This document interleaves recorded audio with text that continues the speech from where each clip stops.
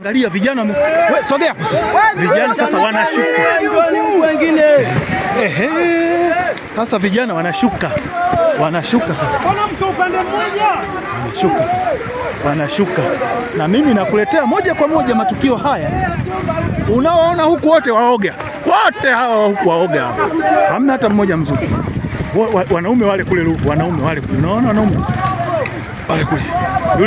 Yule mganga msaidizi yule. Huyu mganga msaidizi wa mamba ambaye yuko huku Tanga, ambaye huyu ndio anasema mamba huyu anaitwa Kengele aliyemkamata. Mamba anaitwa Kengele. Huyu mamba aliyemkamata huyu kijana anaitwa Kengele. Hapo kati hapo. Sasa watu wanashukia moja kwa moja. Hata na mimi niko hapo ni pale Tanga. Na Dr. Masekete naye kaishamua kuingia moja kwa moja. Dr. Masekete maarufu sana huyo. Maarufu sana huyo Dr. Masekete. Nadhani mnamuona naye yuko ndani. Hataki kupitwa na vijana. Hawa ndio watu tunaowahitaji hawa katika miji, watu ambao wana wale pale. Oya shukeni nyie, shukeni. Oya shukeni. Wewe ngoja, Yasini. Wewe subirini nyie. Yasini hai. Yasini njoni hapa kidogo. Hapo vipi?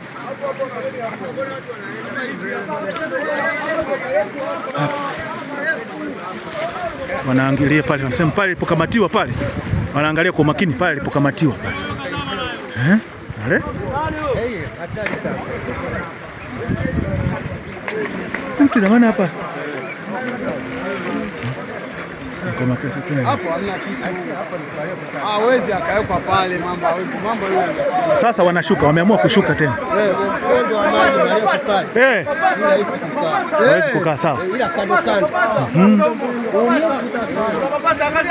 Watu wanapapasa. Nyie vijana sogeni huku mbele, sogeni. Hataki utanuka kuja huku.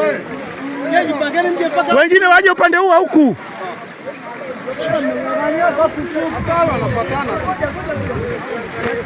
Tunashuka sasa. Na mimi nakuletea tukio hili moja kwa moja taratibu. Vijana wanavyopambana kumtafuta mtu aliyekamatwa na mamba. Hii leo tarehe 9 hii. Tarehe 9 hii Januari imeanza vibaya. Mimi nakuletea moja kwa moja. Shuhudia. Joji, nani vipi huko? Maarufu kidogo. Jose unaogopa Jose? Shuhudia tukio hili. Kijana alikamatwa na mamba. Kwa naoga huyu.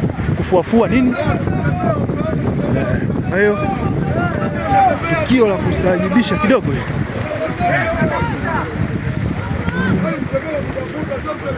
Mtembee kwa kutafuta, usiogelee tu. Mimi nawaelekeza lakini niko makini. Makini kidogo.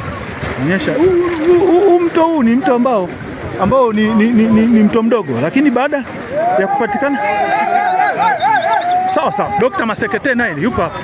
Anaamua kuyapiga maji kuonyesha vijana kidogo. Vijana hebu sogeni, mnanikatisha. Hawa ndio watu muhimu sana hawa.